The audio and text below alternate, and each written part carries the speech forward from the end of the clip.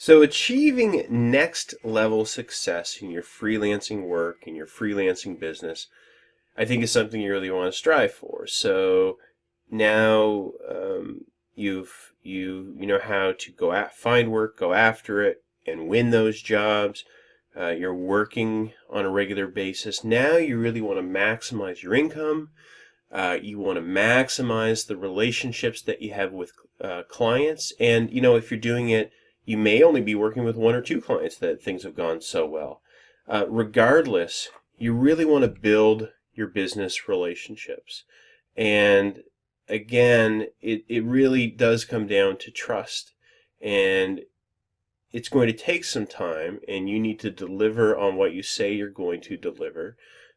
So if it's accounting work, you go through audits and you do the books for them, or maybe you're delivering payroll for them, or whatever it is you're doing for them, and you're executing it really well. That's going to obviously build the relationship and establish the trust.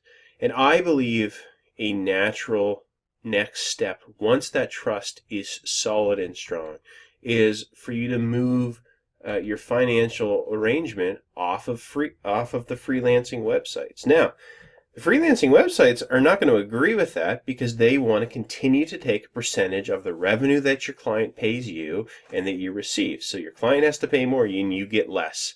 It's not a good long-term solution, in my opinion. Now, some people on both the client side and on the freelancer side may want to do that forever, and that's totally up to you. And it may even be in their terms and conditions on your particular freelancing site that says you have to do that, which can't imagine how they can actually force that in any way. But I wouldn't, in any of my communications on the freelancing communication channels, talk about, hey, let's move off of this site and let's work just together. That would obviously be a very unintelligent thing to do. And I actually assume that my freelance site is going to read all of my messages or look for keywords, and they could go back and review it. They may or may not, but I suspect that they have the right to do that. So I would, though, you're going to be talking to these people on the phone via regular email.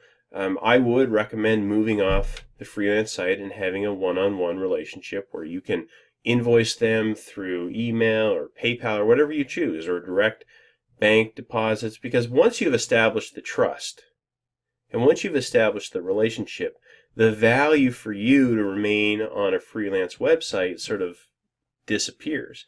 The only value, there is one value, I should say, that is very relevant though, and that's that when you go to look for more clients, it's good to show that you have existing and active clients on the freelance site. So that is one potential benefit.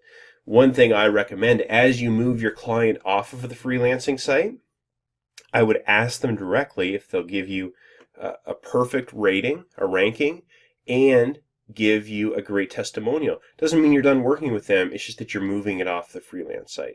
So there you go.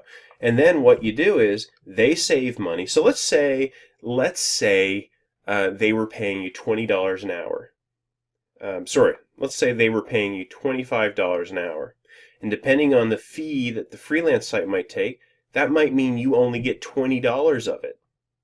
So you could, if it's something you think you need to negotiate, I would say, go to them and say, look, would you be willing to move off the freelance site and you just pay me via PayPal? If they continue to pay $25 or direct deposit into your bank account, then now you just get a huge raise. I think that's 20% raise, right? They may say, well, yeah, but now there's no fees, so I don't really want to pay quite that much. And you say, well, why don't we split the difference? And they pay you $22.50 per hour. So you actually get a raise by moving off of it. Try and make something in that transaction. And so, they're getting more, you're getting more. Here's a picture of a graph with money going up. I guess I thought I should add that to the presentation just to give you a visual.